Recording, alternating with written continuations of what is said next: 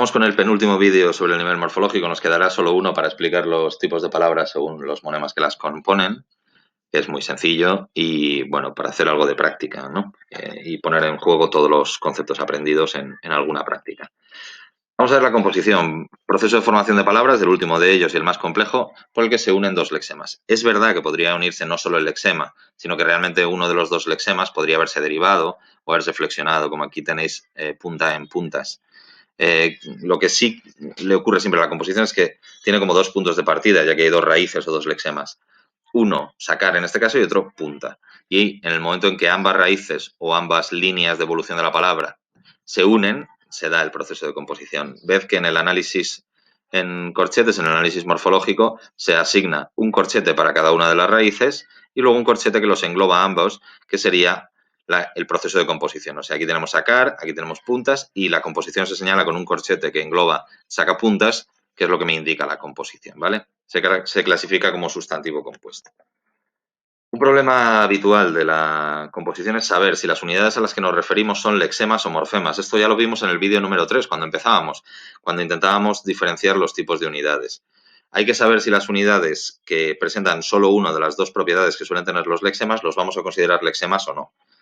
Os recuerdo que había dos y que podíamos actuar, las preposiciones y los prefijoides. Las preposiciones no tienen significado léxico, pero sí son palabra en castellano. Y al contrario, los prefijoides o las raíces latinas cultas o griegas, como psico, bio, etcétera, sí que tienen significado léxico, sí significan algo en el mundo de nuestra experiencia, pero no forman palabra. Por tanto, tenemos que justificar o argumentar antes de considerarlo o no lexema, ¿por qué lo hacemos? Si lo consideramos lexema, pues sí, lo considero lexema porque es una palabra, por ejemplo, en castellano, en el caso de una preposición, aunque no tenga significado.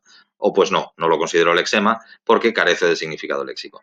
En cualquiera de las dos situaciones hay que justificarlo. Bueno, no me enredo más. Tenéis dos ejemplos de cómo se debe analizar en estos casos, si queréis recordarlos en ese vídeo número 3, ¿vale? Que podéis volver a ver si queréis. Pasamos al siguiente. El siguiente de los problemas vinculados a la composición es la flexión interna. No es exclusivo de la flexión, se da también en algunas derivaciones, luego lo vamos a ver, pero es muy típico en algunos compuestos que tenga lugar la flexión interna. ¿Qué es esto de la flexión interna? Pues es esta que veis aquí, de puntas. Como veis, es una flexión que hago antes del final de la palabra. Os recuerdo que la flexión era el último de los procesos que se hacían, pero si no hago esta flexión antes no puedo formar la palabra porque estaría necesitado de componer sacapunta, un sacapunta, que es una palabra que no existe. Por tanto, necesito antes de formar sacapuntas, flexionar punta en puntas. ¿Qué pasa? Que esta S no tiene verdadero valor morfológico.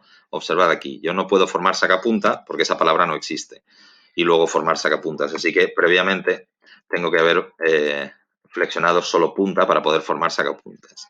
Pero ¿qué pasa? Que esta S de sacapuntas no tiene verdadero valor morfológico, es decir, no es un monema, porque no tiene ninguna función, no está formándome un plural, porque sacapuntas no es realmente, si lo pensáis, el plural de sacapunta, igual que lavaplatos no es el plural de lavaplato.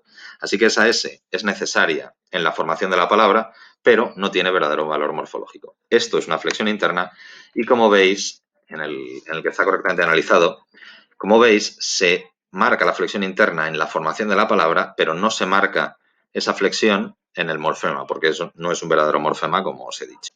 Esto no ocurre en todos los compuestos, necesariamente, es decir, no la flexión de todos los compuestos no es necesariamente falsa. Observad pelirrojo, donde sí que puedo componer pelirrojo, luego formar el masculino, existen pelirrojo y pelirroja, y luego formar el plural, existen pelirrojos. Por tanto, esta es una verdadera flexión, se añade, como os he dicho, al final, porque siempre los procesos de flexión, según dijimos, son los últimos que se hacen al final del proceso de formación, y aquí, como veis, puesto que estos sí son verdaderos morfemas flexivos de masculino y de plural, porque se opone a pelirroja y a pelirrojo, ¿no? Singular, pues en estos casos sí que se señalan los morfemas. Observad la diferencia entre sacapuntas, no se señala el morfema porque no se opone a sacapunta, y pelirrojos, donde sí se opone a pelirrojo y a pelirroja. ¿Vale? Vemos ahí la diferencia entre ambos. Verdadera flexión, pelirrojos, falsa flexión o flexión interna, sacapuntas.